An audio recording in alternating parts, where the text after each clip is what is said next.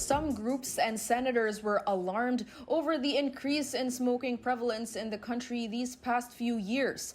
And so some health experts and advocacy groups recommend raising taxes. Further increase in taxation of sin products that include standard tobacco products and electronic smoking devices. Effective taxation has been shown to effectively reduce tobacco use. Furthermore, we recommend to make taxes on electronic smoking devices unitary and increases to rates equal to tobacco products, since electronic smoking devices is equally harmful as smoking tobacco products. According to data from the DOST Food and Nutrition Research Institute, smoking status of adults 20 years old and up were on a downward trend from 2003 until 2021. But it went up to 23% in 2023 from 18% in 2021.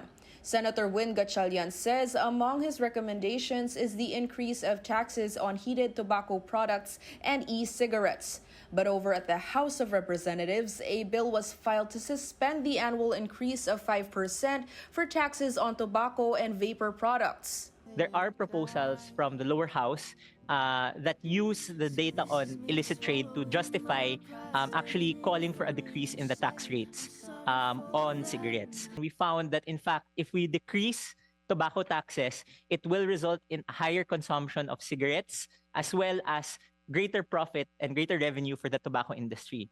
But on the other side, in the next slide, we found that it will lose the government foregone revenue worth 27.5 billion pesos. The Southeast Asia Tobacco Control Alliance cited numbers from the World Customs Organization.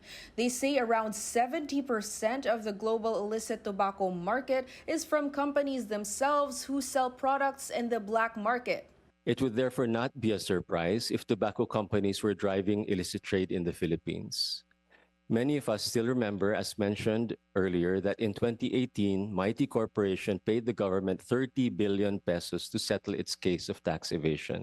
On Billionario News Channel's On Point, Syntax Coalition convener Dr. Tony Dan said border controls and tracking would prevent smuggling, not a tax reduction.